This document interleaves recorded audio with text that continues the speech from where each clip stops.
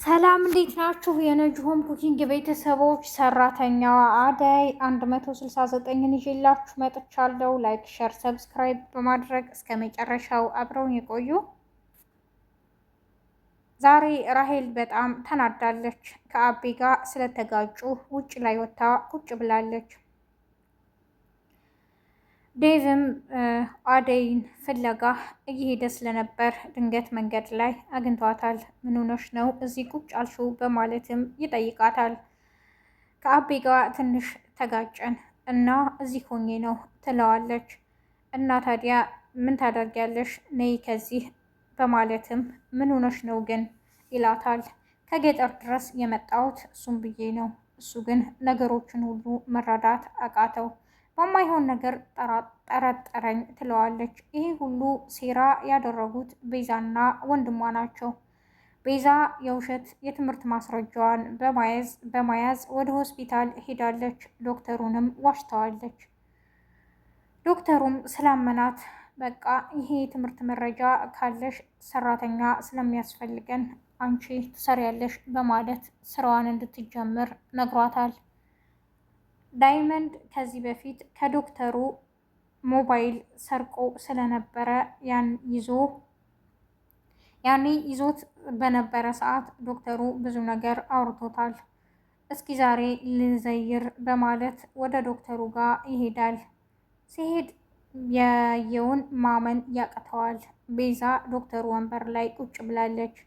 ዳይመንድ በጣም ስለተናደደ ምን ታደርጊያለሽ እዚህ በማለት ጉሮሮዋን ነበር ያነቃት። እሷም ትጮኻለች።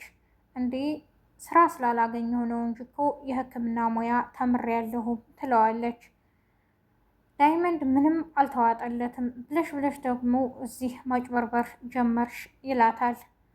በዚህ መሀል እየተጨቃጨቁ ድንገት ዶክተሩ ይመጣል። ዶክተሩም ምን እየተፈጠረ ነው በማለት ይጠይቃቸዋል።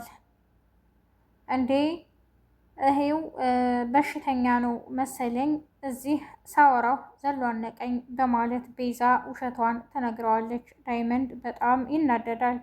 ለመሆኑ ቤዛን ታውቃታለህ ወይ በማለትም ይነግረዋል። አዎ አውቃታለሁ፣ ከራስ ፀጉሯ እስከ እግር ጥፍሯ ይለዋል። ይቺ ልጅ ግን ምን ልታረግ ነው እዚህ ነርስ ሆና እየተቀጠረችው? ደግሞ ሰውን ከሁለት እግር ወደ ተሳቢነት ነው የምትቀይረው ያልሆነ መርፌ እየወጋች። ስለዚህ ይቺ እዚህ መቀጠር የለባትምም ይለዋል። ቤዛ ውጭ ሁነሽ ጠብቂኝ በማለት ከዳይመንድ ጋር ዶክተሩ ወሬውን ቀጥለዋል። ዳይመንድ ሁሉንም ነገር ይነግረዋል። ጥሩ እንዳልሆነች እና ከዚህ በፊት የሆነ ነገሮችን ስትሰራ እንደነበር እሷ ገንዘብ ያስገኝላት እንጂ ብዙ ነገር እንደምትሰራም ነግሮታል። ግን ምቀኝነት አስመሰለብህም ይለዋል ዶክተሩ። ማመን ያለማመን የራስ ጉዳይ ነው፣ አይመለከተኝም፣ ነገርኩህ በማለት ዶክተሩ ቤዛን ግቢ ይላታል። ቤዛ ዳይመንድ ምን አለህ ትለዋለች በመጨነቅ ስራዋን ስለምታውቅ። አይ ምንም አላለኝም፣ የሚገርምሽ ስለ አንቺ ብዙ ጥሩ ነገሮች አወራኝ ይላታል። እንዴ ዳይመንድ ስለኔ ጥሩነት አወራህ? ይገርማል ትለዋለች። በይ አሁን ስራሽን ቀጥይ ይላታል።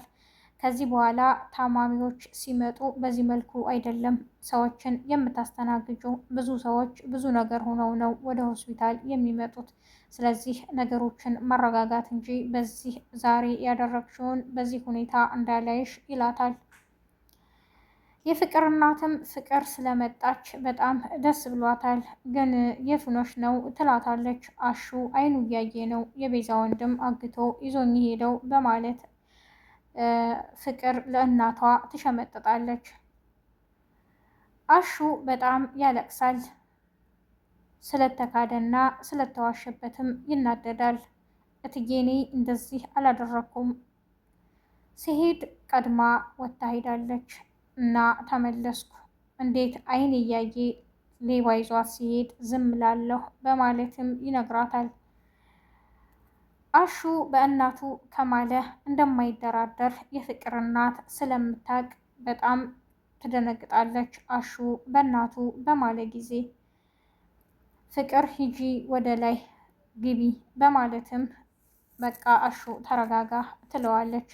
ሩታና ሮማንም በጣም ተናደዋል። አሹ በእሷ ምክንያት ከስራ መባረር የለበትም፣ እውነቱን መናገር አለባት በማለት እጇን ጠምዝዘው በጣም ያስቸግሯታል፣ ያሰቃዩታል። እሷም አሁንም የሌባ አይነ ደረቅ ሆና አፈጣለች። ለሊ የሆስፒታል ቀጠሮ ስለነበራት ሄዳለች። አደይ ስላልተመቻት አብራት አልሄደችም። ምናልባት ብደርስባት ብላ ከኋላ ሄዳ ነበር። ስትገባም ለሊ የት ሄዳ ነው በማለት ዶክተሩን ትጠይቀዋለች። እሷ ሕክምናዋን አድርጋ በጠዋት ሄዳለች። ግን ምን ሆነሽ ነው ያረፈድሽውም ይላታል። አይ ነገሮች ስላልተመቻቹልኝ ነው በማለትም መልሳለታለች። ግን እኮ አሁን መሄድ አለብኝ በማለት ስትነሳ ቃል የገባሽውን ነገር እንዴት ትረሻለሽ?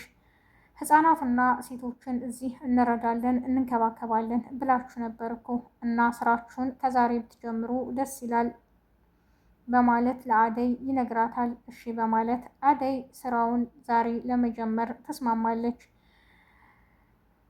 ሴቶችና ህፃናቶቹንና እንክብካቤ የሚያስፈልጋቸውን የሆስፒታል ህሙማን ካየች በኋላ በጣም ደስ ይላታል።